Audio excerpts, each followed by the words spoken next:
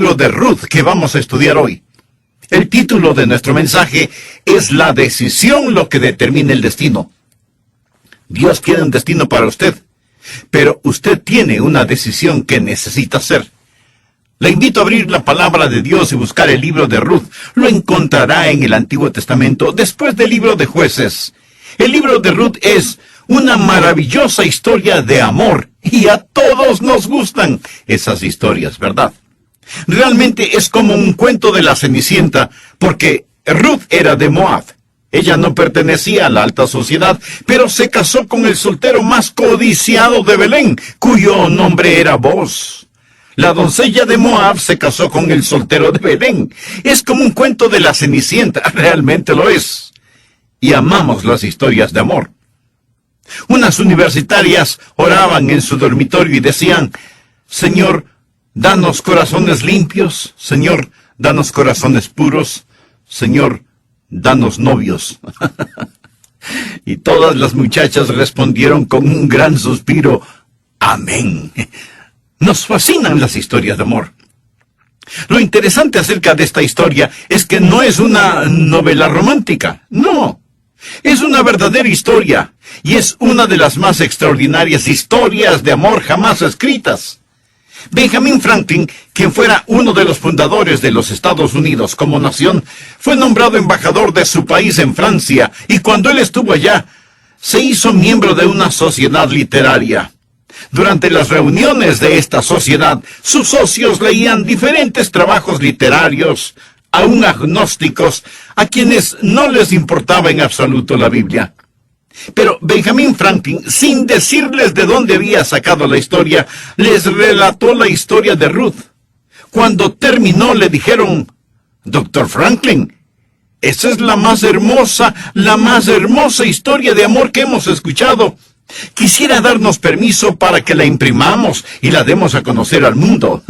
Benjamin Franklin rió de muy buena gana y les dijo: Caballeros, esta historia ya está impresa y ya se la ha dado a conocer al mundo. La pueden encontrar en ese libro que ustedes desprecian, la Biblia. ¡Qué estupenda es esta historia! Y es el único libro de la Biblia que describe la vida de una mujer llamada Ruth. Y es una historia valiosa porque nos habla de redención. Ruth es, en el Antiguo Testamento, un retrato de la iglesia del Señor Jesucristo. Y el hombre con el cual se casó, Boaz, es el retrato de Cristo, nuestro Redentor. Y yo espero que usted sea muy bendecido al estudiar juntos esta historia. Nosotros somos la suma total de nuestras decisiones. Por eso quiero que piense en las decisiones que toma, y oro a Dios para que algunos de ustedes hoy hagan la más grande decisión de toda su vida. Ahora permítanme hablar acerca del trasfondo de este libro. Fue escrito en tiempos difíciles, en días tenebrosos. Fue escrito en el tiempo de los jueces. Aunque tiene la Biblia abierta en el libro de Ruth, retroceda al libro de Jueces. Y observe el último versículo en el libro de Jueces, que dice: En estos días no había rey en Israel, cada uno hacía lo que bien le parecía. Es decir, eran tiempos difíciles, eran días espiritual y nacionalmente tenebrosos, había caos, apostasía y anarquía en la nación. Eran días económicamente inestables, había hambre. Eran días domésticamente peligrosos, ¿cómo lo vamos a ver? En todo sentido eran tiempos difíciles, y aún así, después del libro de Jueces tenemos el libro de Ruth. Está ahí como una estrella deslumbrante en medio de la noche oscura, como una gardenia en un desierto árido de desesperación. Y lo que el libro de Ruth realmente es, escúcheme, es esperanza resplandeciente en los días tenebrosos. Amigos, estos son días tenebrosos, pero hay una esperanza resplandeciente, y quizá como Ruth usted va a enfrentar días tenebrosos, problemas, tiempos de desesperación, y Jesucristo llegará a ser para usted lo que Boaz fue para Ruth. Y cuando usted dé su corazón a Jesucristo, va a encontrarse en medio de una hermosa historia de amor. Vamos a ver tres cosas en este capítulo. En primer lugar, el principio de la libertad de escoger. Le invito a leer Ruth, capítulo 1, versículo 1. Aconteció en los días que gobernaban los jueces que hubo hambre en la tierra, y un varón de Belén. A propósito, Belén era donde Jesús nació, Belén de Judá. La palabra Belén significa casa de pan. Un varón de Belén de Judá fue a morar en los campos de Moab, él y su mujer, y 2 hijos suyos. El nombre de aquel varón era Elimelech, y el de su mujer Noemí. Y los nombres de sus hijos eran Malón y Kelión, efrateos de Belén de Judá. Llegaron, pues, a los campos de Moab y se quedaron allí. Ahora, los moabitas, como vamos a ver, eran los archienemigos de Israel. Ellos eran una raza obscena, pagana, y Moab era un lugar obsceno y pagano. Y aquí estaba un hombre de la nación de Israel. Y como había hambre en el país, tomó una decisión y le dice a su familia: Malón, Kelión, Noemí, vengan. ¿A dónde vamos, papá? Bueno, parece que va a haber hambre aquí. Nosotros nos iremos a Moab. Se fueron a ese país maldito. Él tomó una decisión y fue una mala decisión. Fue una decisión que marcó su vida con tragedia, pero él tomó esa decisión. Permítame decir algo acerca de las decisiones, porque todo el capítulo aquí, en mi estimación, se basa en las decisiones. Y recuerda el título del mensaje: es la decisión lo que determina el destino. Somos libres de escoger. Eso es lo que no nos hace máquinas, sino personas. Eso es lo que nos hace moralmente responsables. Por favor, anote al margen de Deuteronomio capítulo 30, versículo 19. A los cielos y a la tierra llamo por testigos hoy contra vosotros, que os he puesto delante la vida y la muerte, la bendición y la maldición. Escoge pues la vida para que vivas tú y tu descendencia. Le ruego que me preste atención. Hoy Dios pone ante nosotros la misma opción, la vida o la muerte, la bendición o la maldición, y somos libres de escoger. Y Dios dice: escoge la vida. Usted es libre de escoger. ¿Lo comprende? Usted no es una máquina. No es una víctima del destino. Vote su horóscopo. Usted es libre de escoger. Pero ahora escúcheme. Usted no es libre para no escoger. Usted no puede decir: yo no escogeré entre la vida y la muerte. Negarse a la vida es escoger la muerte. Usted no es libre para no escoger. Al final de este mensaje le daré la oportunidad de tomar la decisión de entregarse a Cristo si no es un creyente.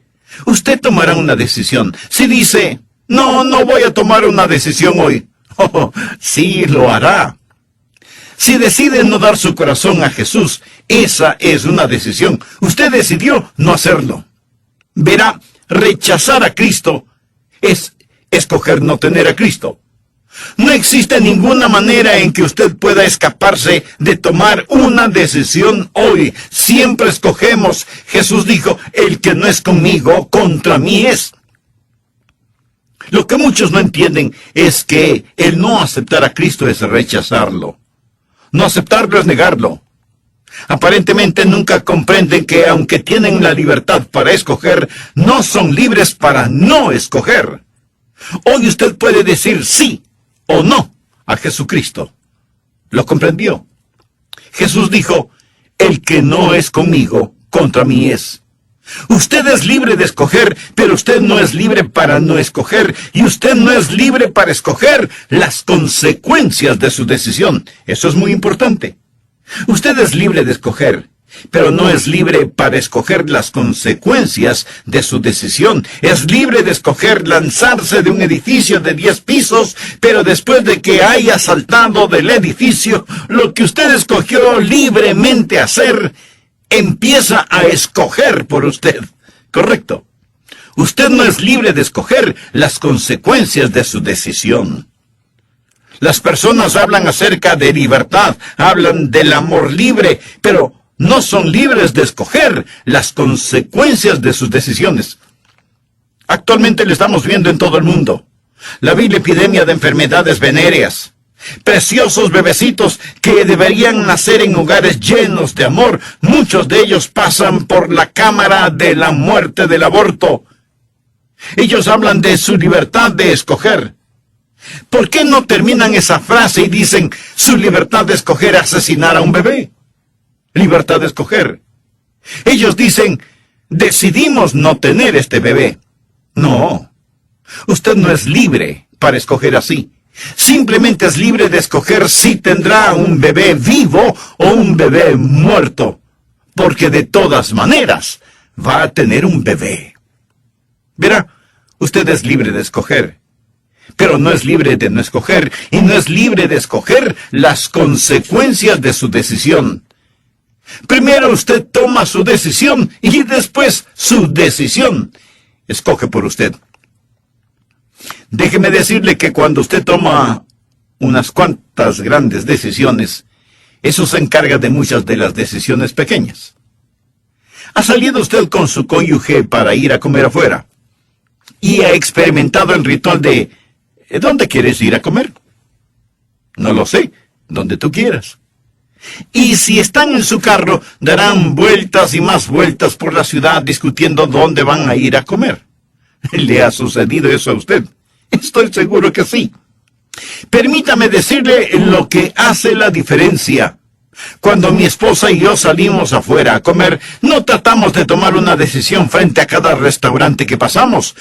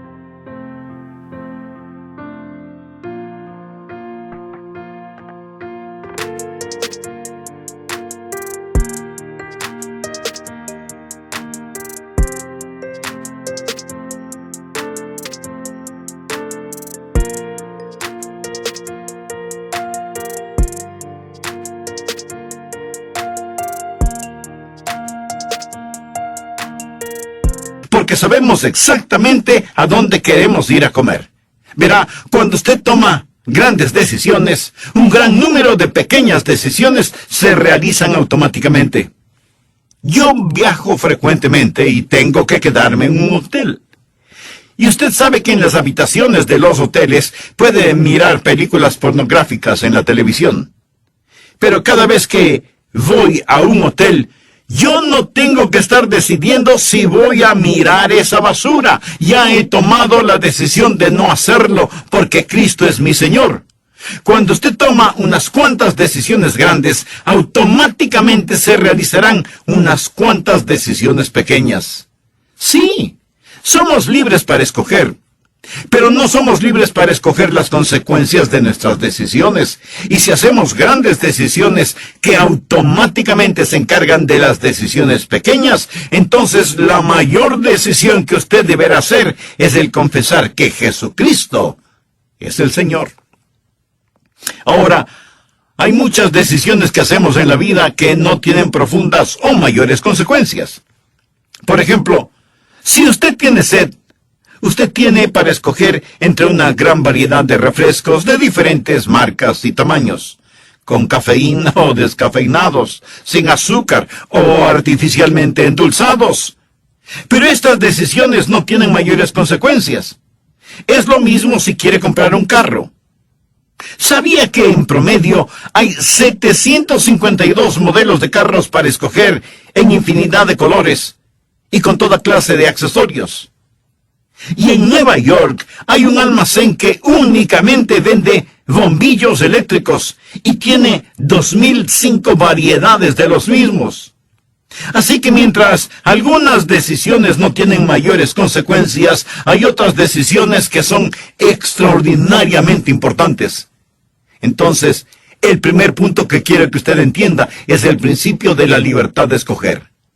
El segundo punto es el problema de una decisión equivocada. Primero, el principio de la libertad de escoger. Segundo, el problema de una decisión equivocada. Sigamos con la historia bíblica. Ahora lo que Elimelech hizo fue entrar en la tierra de Moab cuando él no tenía por qué ir ahí. Él descendía de un buen linaje, conocía la verdad, él nació en Belén, y Belén, usted sabe, fue donde nuestro Salvador nació. A propósito, el nombre Elimelech quiere decir, mi Dios es el rey. ¿Por qué razón tomó una mala decisión? Estamos hablando acerca de los problemas de una decisión equivocada. El versículo 1 nos dice que había hambre en la tierra. Él estaba siendo motivado por lo físico, no por lo espiritual. Y Satanás había susurrado en su oreja, Elimelech, un hombre tiene que vivir. Sabía que esa es una mentira. No tenemos necesariamente que vivir, sino que morir y después comparecer ante Dios. Pero lo que Elimelech hizo fue decir, mire, yo sé lo que Dios ha dicho. Sé que Dios ha prometido bendecirnos, pero tengo que cuidar de mí mismo. Y puso lo físico por sobre lo espiritual. Por favor, anote al margen Salmo 37. Joven fui y he envejecido, y no he visto justo desamparado, ni su descendencia que mendigue pan. Y Jesucristo en Mateo 6:33 dijo, mas buscad primeramente el reino de Dios y su justicia, y todas estas cosas os serán añadidas. Usted dirá, un momento, pastor, espere un momento. Yo no creo que eso es verdad. Bueno, permítame hacerle una pregunta. ¿Alguna vez usted ha puesto a Dios primero y Él le falló? Piénselo. Y no diga que no es verdad cuando no lo ha tratado. Ahora la mayoría de las personas aman las cosas y usan o tratan de usar a Dios. Pero la verdad es que debemos amar a Dios y usar las cosas. Dios jamás obrará si le tenemos en segundo lugar. Elimelech hizo una decisión, pero su motivación era incorrecta. Era más material que espiritual. Pero Elimelech no solo tuvo una motivación equivocada, sino que utilizó el método equivocado, caminar por vista y no por fe. Él está mirando las apariencias. ¿Sabe lo que es la fe? Fe es creer a Dios a pesar de las apariencias y obedecer a Dios a pesar de las consecuencias. Aquí, ¿cuál es la apariencia? Que hay hambruna en la casa del pan, en la tierra de Belén. Así que su solución es ir a Moab. Y eso es caminar por vista y no por fe. Está tratando de escapar del problema. El salmista dijo, ¿quién me diese alas como de paloma? Volaría yo y descansaría. ¿Alguna vez usted ha hecho eso? Escapar, huir. ¿Alguna vez ha dicho, mis problemas son muy grandes, si solo pudiera irme a algún lugar solitario y dejar que el mundo siga su rumbo? ¿Quién me diese alas como de paloma? Volaría yo y descansaría. Amigo, escúcheme. Dios no quiere darle alas como de paloma para que vuele y escape. Dios quiere darle alas de águila para que vuele por sobre sus problemas, donde quiera que esté. Y si esto que llamamos